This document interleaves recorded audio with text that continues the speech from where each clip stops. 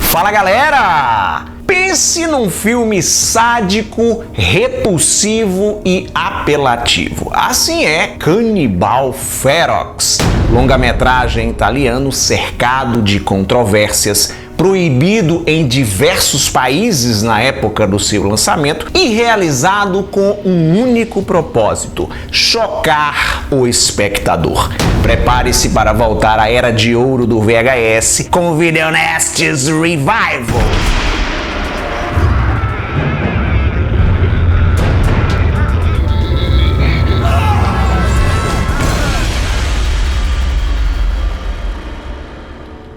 Cannibal Ferox é um dos longas-metragens mais sofríveis do ciclo do canibalismo italiano.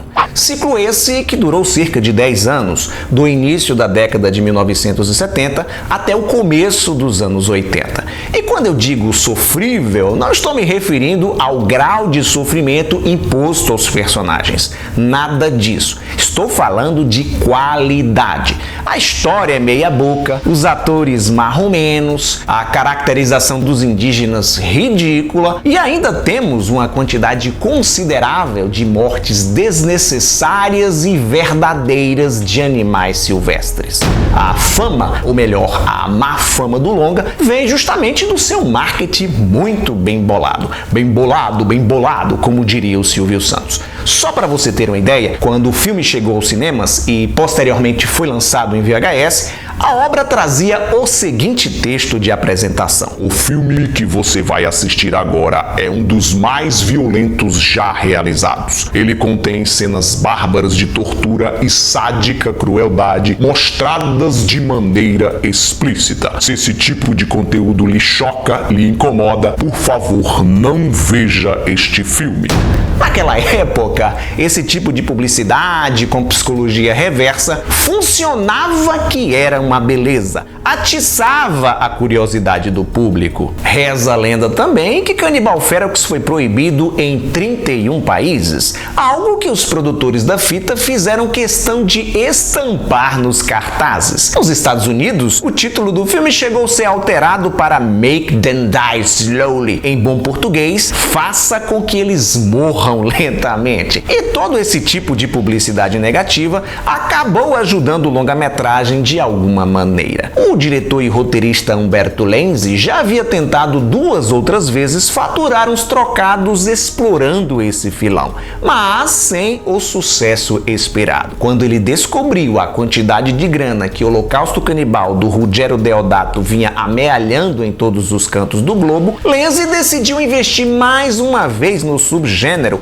e botar pra torar, fazer o filme de canibais mais violento de todos os tempos. E acredite, ele conseguiu. Na trama, a antropóloga Gloria Davis viaja até a Colômbia no intuito de localizar uma tribo chamada Maiorca que vive nos confins da selva amazônica. Segundo contam, os índios praticam canibalismo. A Gloria está escrevendo uma tese de doutorado sobre antropofagia e não acredita que os tais indígenas sejam capazes de cometer tal ato. Seu irmão Rudy e sua amiga Zora acompanham a pesquisadora nessa expedição maluca. Após se embrenharem no interior da floresta, encontram 2 homens, um deles está gravemente ferido e o grupo decide ajudá-lo. Acabam descobrindo da pior forma que os caras são contrabandistas e estavam ali obrigando os índios a garimpar esmeraldas para eles. Esses 2 sujeitos vinham tratando a tribo de maneira violenta e humilhante. Os indígenas resolveram dar o troco,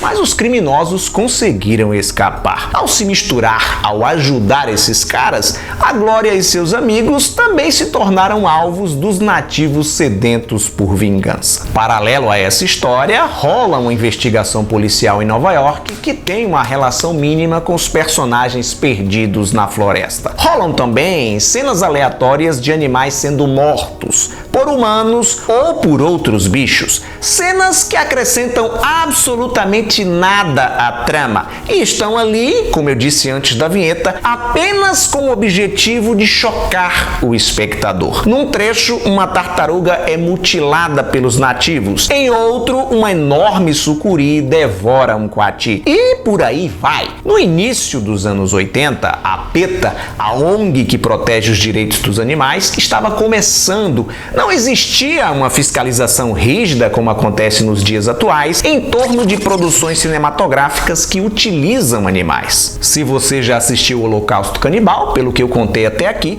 deve ter percebido que as duas obras trazem algumas similaridades. Acontece que, enquanto o filme do Deodato, embora igualmente sensacionalista, tenha uma preocupação com o roteiro e entrega um final com uma reflexão sobre quem são os verdadeiros selvagens, Umberto Lenzi quer mesmo é ver o oco, como dizia o Raimundos. O cineasta estava cagando para a crítica social e de olho apenas no retorno financeiro. Então, tome-lhe matança, seja de bichos, seja de gente. E tudo é mostrado da maneira mais explícita possível, claro. Os efeitos visuais são relativamente bem feitos. Naquele período, as plateias eram ingênuas. A sangria desatada causou estardalhaço. Hoje, depois de tantos jogos mortais e do movimento New French Extremity, essas cenas já não chocam tanto. O ciclo do canibalismo italiano já estava saturado quando Cannibal Ferox foi lançado em 1981. E por conta de todo o rebuliço que a fita causou,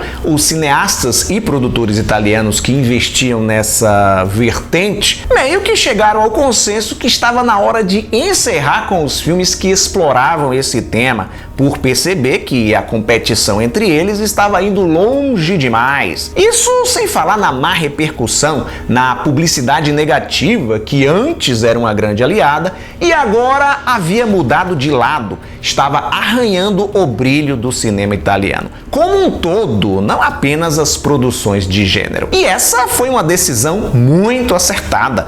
Basta comparar as primeiras obras desse filão, realizadas na década de 70, que tinham um tom aventuresco, com o que estava sendo feito nos anos 80, para notar que o grau de violência vinha crescendo de maneira exponencial. O diretor Umberto Lenzi, que foi o responsável pelo início, pelo surgimento desse subgênero, ironicamente também foi o responsável por encerrá-lo. Em 1972, Lenzi dirigiu Deep River Savage, El País del Celso Selvaggio, lançado aqui no Brasil como Mundo Canibal, filme inclusive que eu já comentei neste quadro e é considerado o primeiro longa-metragem do ciclo. Nada mais justo que Lenzi, mesmo sem querer, tenha fechado a tampa do caixão. Se você ficou curioso, curiosa, com vontade de dar uma conferida nessa obra de extremo mau gosto, saiba que Cannibal Ferox está disponível completinho da Silva Sauro aqui no YouTube. Faz uma busca que você encontra. No, don't!